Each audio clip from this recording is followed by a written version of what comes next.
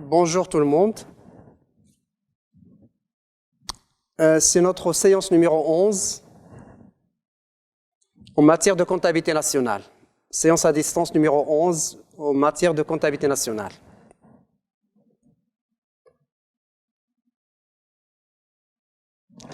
C'est une séance qui va aborder le chapitre numéro 6 qui concerne les comptes consolidés.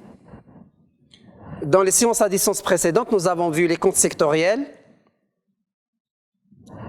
pour l'ensemble des secteurs institutionnels de la comptabilité nationale marocaine. Comptes sectoriels, les comptes articulés des sociétés quasi-sociétés, les comptes articulés des institutions de crédit, les comptes articulés des institutions, des compagnies d'assurance, des ménages, des administrations publiques et les comptes articulés du reste du monde. Ce que nous allons faire maintenant, c'est la même chose. Nous allons reprendre ces comptes articulés et on va faire leur somme algébrique. On va faire la somme algébrique des comptes sectoriels élémentaires pour avoir un seul compte de production pour l'économie, un seul compte de revenus et dépenses, un seul compte du capital et un seul compte de financement pour l'ensemble de l'économie marocaine. C'est ce qu'on appelle les comptes consolidés. Donc les comptes consolidés, comment définir ça? C'est le fait de faire la somme algébrique des comptes et des opérations élémentaires au niveau de chaque compte sectoriel, tout en éliminant les opérations qui figurent à la fois en tant que ressources et emplois dans un même compte. Donc c'est ça la technique de la consolidation. Je répète, un compte consolidé, c'est faire la somme algébrique des opérations inscrites dans le compte sectoriel, dans les comptes de tous les secteurs, en éliminant les comptes qui figurent à la fois en tant que ressources et en tant qu'emploi dans un même compte sectoriel. On va voir cette technique de consolidation. Qu'est-ce qu'un compte consolidé? C'est ce que j'ai dit. C'est le regroupement des comptes élémentaires des différents secteurs institutionnels. Il s'agit de faire la somme algébrique tout en éliminant les opérations qui figurent à la fois en tant que ressources et emplois dans un même compte sectoriel. Consolider les comptes, c'est avoir pour l'ensemble de l'économie un seul compte de production, un seul compte de revenus et dépenses et un seul compte du capital. Ce sont des comptes agrégés, des comptes regroupés à l'échelle macroéconomique, à l'échelle de toute l'économie nationale. Donc c'est le regroupement des comptes élémentaires des différents secteurs de la comptabilité nationale.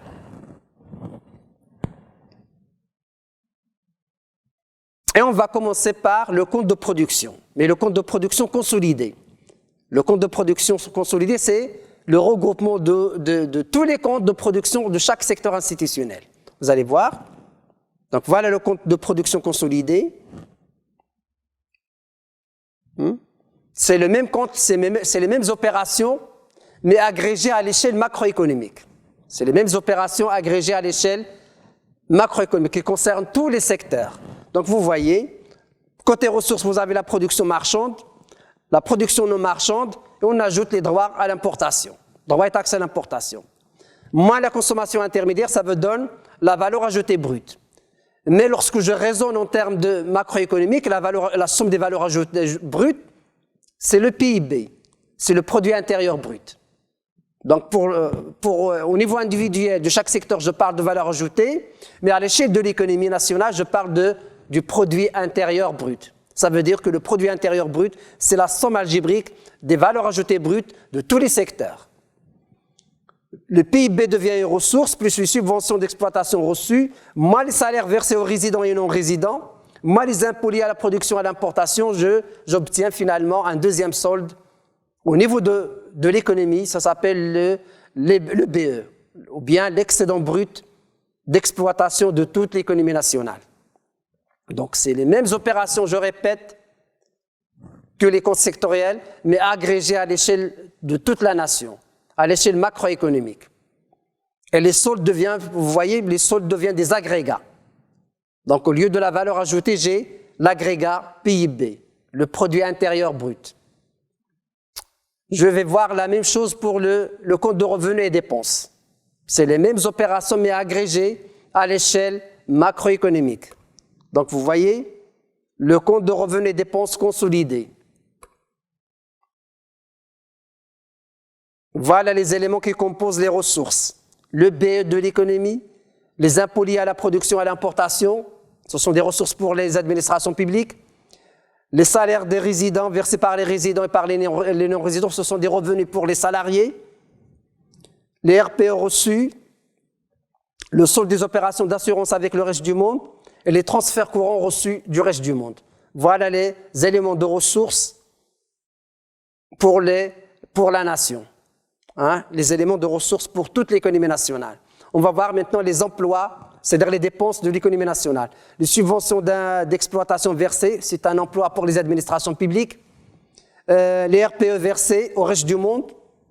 Les transferts courants versés par les résidents également au reste du monde. Vous voyez, donc je ne laisse ici que les opérations entre les résidents et les non-résidents. C'est-à-dire j'ai éliminé toutes les opérations qui figurent à la fois en tant que ressources et emplois dans un même compte, parce que leur effet sur le solde est neutre. Donc ce n'est pas la peine d'alourdir le tableau par des opérations qui n'ont aucun effet sur le solde. Je les élimine. Je vous donne un exemple. Par exemple, je n'ai pas ici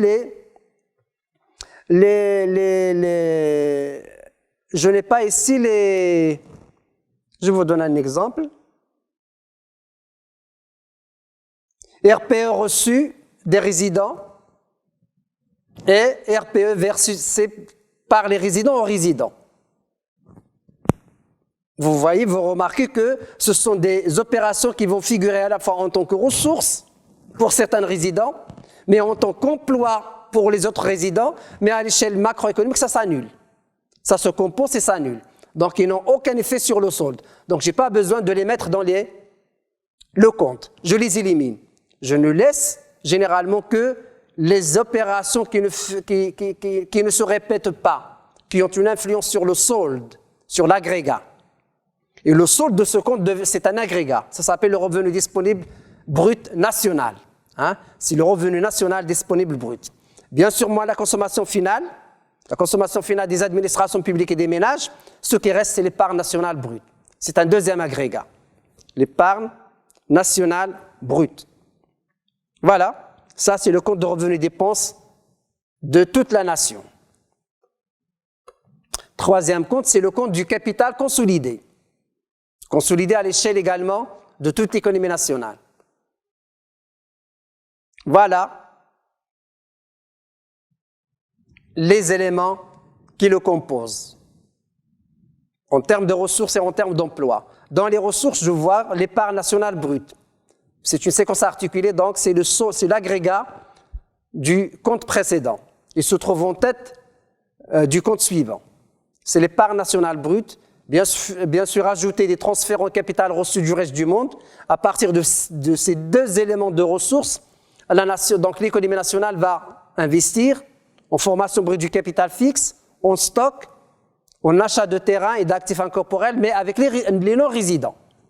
Parce que tout achat des terrains et d'actifs incorporels des résidents va se compenser.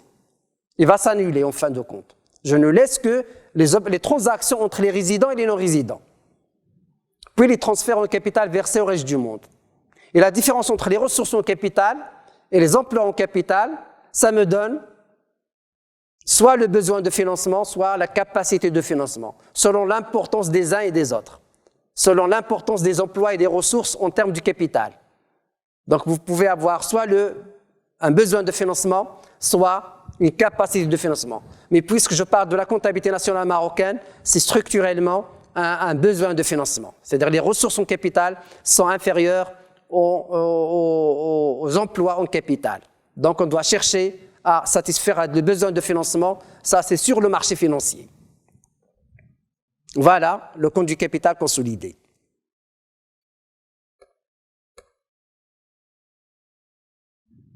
Très bien, on va voir maintenant un autre chapitre, c'est le chapitre numéro 7, ça concerne les agrégats de la comptabilité nationale marocaine. J'ai déjà évoqué le terme d'agrégat, j'ai dit que les soldes des comptes élémentaires pour les comptes consolidés, ça devient des agrégats. C'est des soldes agrégés. Qu'est-ce qu'un agrégat? La définition, qu'est-ce qu'un agrégat? Un agrégat, c'est une grandeur macroéconomique qui décrit le résultat de l'activité économique d'un pays, de tout un pays, pendant un an. Donc, vous notez la définition, c'est écrit. Un agrégat, c'est une grandeur macroéconomique qui permet de décrire le résultat de l'activité économique et financière de tout un pays pendant un an d'activité, d'exercice comptable.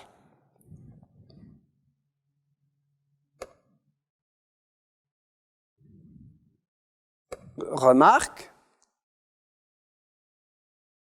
les agrégats représentent les soldes des comptes consolidés. Voilà, c'est ce que j'ai dit. Donc, les agrégats représentent les soldes consolidés, des comptes consolidés.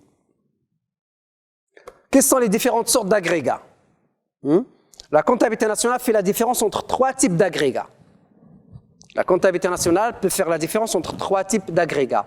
Les agrégats de produits, les agrégats de revenus et les agrégats de la dépense.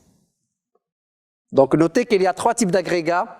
Les agrégats de revenus, les agrégats de produits, les agrégats de la dépense. On va commencer par le premier type d'agrégat, les agrégats de produits. Agrégats de produits. Le principal agrégat de produits, c'est le produit intérieur brut. C'est l'agrégat caractéristique de tous les pays du monde. Agrégat de produits. Donc, vous notez, le principal agrégat du produit, c'est le PIB, le produit intérieur brut. C'est le solde du compte de production. Donc, on le trouve, vous l'avez déjà vu, dans les comptes consolidés. Donc, il se trouve dans le compte, c'est le premier solde du compte consolidé de la nation. C'est la somme des valeurs ajoutées. Le principal agrégat du produit, c'est le PIB, produit intérieur brut. C'est le solde du compte de production consolidé. Il peut être calculé de... Donc, cet agrégat, ce PIB, il peut être calculé de trois manières différentes. Il peut être exprimé de trois façons différentes, dans trois optiques différentes. Une optique de produit, une optique de revenu et une optique de la dépense. Le PIB dans une optique de produit. Dans une optique du produit, c'est le PIB qu'on trouve dans le compte de production. Il est obtenu comme ça. Le PIB dans l'optique du produit, c'est la valeur ajoutée brute de tous les secteurs, moins la PSB. Souvenez-vous, la PSB, c'est la production imputée des services bancaires. C'est la production, c'est l'activité financière des banques. C'est l'activité financière produite par les banques. C'est le fait de collecter l'épargne publique, le transformer dans la durée et l'accorder sous forme de crédit. On appelle ça l'intermédiation financière. En comptabilité nationale, ça s'appelle la production imputée des services bancaires. Donc, il faut la retrancher du PIB, de la valeur ajoutée. Plus la TVA, taxe sur la valeur ajoutée, plus les taxes à l'importation, plus les droits et taxes à l'importation. C'est comme ça qu'on calcule le PIB dans une optique de produit. C'est-à-dire comme résultat de la production, comme résultat de l'activité de la production. On va voir maintenant le PIB dans une autre optique, dans l'optique de revenus. On va considérer le PIB comme la somme des revenus créés dans une économie nationale. Ça veut donner cette équation. Le PIB, c'est la somme des salaires, c'est la somme des profits, c'est la somme des impôts, moins les subventions d'exploitation. Donc, tous ces éléments nous les avons déjà expliqués en détail dans les séances à distance précédentes. Parce que ce sont généralement des éléments de répartition. Et nous avons expliqué tous les éléments de répartition. Donc, le PIB dans une optique de revenus, c'est la somme des salaires, plus la somme de l'EBE, c'est le profit des entreprises, des secteurs producteurs en général, plus les revenus des administrations publiques, c'est les impôts liés à la production et à l'importation, moins les subventions d'exploitation. Dernière expression, dernière optique dans laquelle on peut exprimer le PIB, c'est l'optique de la dépense. On peut voir le PIB également comme un ensemble de dépenses. Le PIB dans une optique de dépense. Vous voyez, c'est quoi? C'est la consommation finale, plus la formation brute du capital fixe, plus la variation des stocks, plus l'exportation, moins les importations. Donc, première optique, c'est le PIB dans l'optique du produit. C'est la somme. On considère le PIB comme résultat d'une production. C'est normal. Le PIB dans l'optique du revenu, on regarde le PIB comme une somme de revenus formés dans un pays. Et le PIB comme une somme de dépenses effectuées dans un pays. Où est-ce qu'on peut trouver le PIB dans l'optique de la dépense? C'est dans l'équation d'équilibre, notamment dans l'équation d'équilibre en volume. C'est la production plus l'importation est égale à la consommation intermédiaire, plus la consommation finale, plus la FBCF, plus les variations des stocks, plus l'exportation. Lorsque vous faites passer l'importation de l'autre côté, et vous faites passer l'importation de l'autre côté, ça devient production moins la consommation intermédiaire, c'est-à-dire la valeur ajoutée, mais cette valeur ajoutée à l'échelle nationale, ça devient un PIB. Donc, vous aurez le PIB est égal à la consommation finale, plus la FBC, plus la variation des stocks, plus les exportations, moins les importations. Donc, c'est une autre façon de relire, de considérer l'équation d'équilibre des ressources et emplois des biens et services en volume. C'est là où on trouve le PIB dans l'optique de la dépense. Dans le PIB dans l'optique du revenu, c'est quoi? On le trouve où? Dans la deuxième partie du compte de production consolidé. Dans la deuxième partie du compte de production consolidé. Et le PIB dans l'optique du produit, on le trouve dans la première partie du compte consolidé de la nation.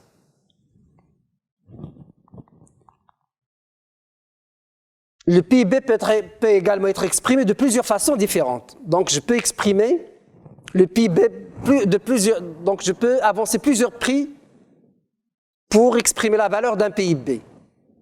Le prix du marché ou le prix du pari-usine, le coût des facteurs. Je vais voir le PIB au prix du marché. Le PIB au prix du marché est égal à la rémunération salariale plus le BE, plus les impôts liés à la production et à l'importation, moins les subventions d'exploitation.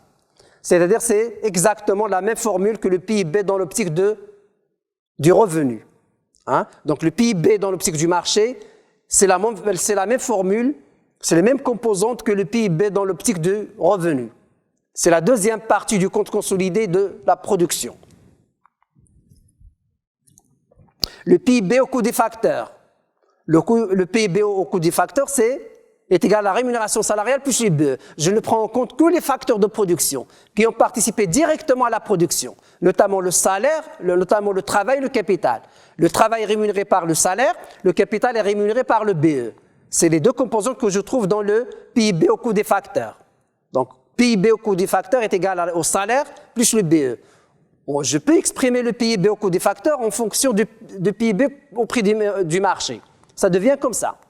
Donc, PIB au coût des facteurs est égal au PIB au prix du marché, moins les impôts, plus les subventions. Je vais voir également non pas le PIB, mais le produit intérieur net. Quelle est la différence entre le produit intérieur brut et le produit intérieur net? La différence, c'est l'amortissement. C'est la consommation du capital fixe. Donc, le produit intérieur net est égal au produit intérieur brut moins la consommation du capital fixe. Donc, le PIN est égal, autrement dit, est égal à la rémunération salariale, plus le ENE, plus les impôts liés à la production, moins les subventions. Qu'est-ce que c'est ça? C'est le PIB auquel j'ai retranché la consommation du capital fixe. Donc, vous voyez que je n'ai pas OBE, j'ai l'ONE. Quelle est la différence entre l'ENE et l'OBE? C'est la consommation du capital fixe. Donc, c'est le seul élément qui manque. Je le retranche.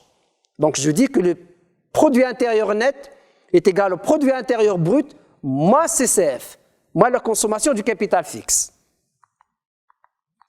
Est-ce que vous voyez là-bas? Maintenant, je vais voir un autre agrégat proche du produit intérieur brut, c'est le produit national brut. À quoi est égal quelle est la différence entre le produit national brut et le produit intérieur brut? Comment on passe du produit intérieur au produit national? Il suffit d'ajouter au produit intérieur, il suffit de lui ajouter les revenus reçus du reste du monde et les revenus versés au reste du monde. Je répète, pour avoir le produit national brut, on doit ajouter au produit intérieur brut les revenus versés ou reçus au reste du monde. Vous avez la formule. Donc le produit national brut est égal au produit. Le produit national brut, il a une autre appellation. On peut l'appeler également le revenu national brut. Donc le produit national brut est égal au revenu national brut, qui est égal au produit intérieur brut, plus les revenus reçus du reste du monde, moins les revenus versés au reste du monde. Voilà comment on passe d'un produit intérieur brut à un produit national brut.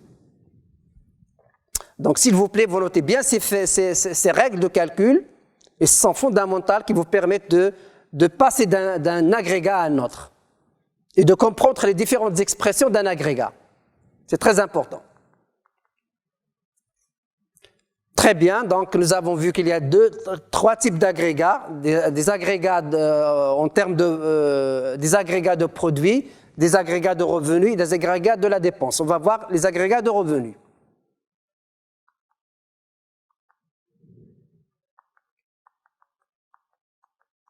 Pardon.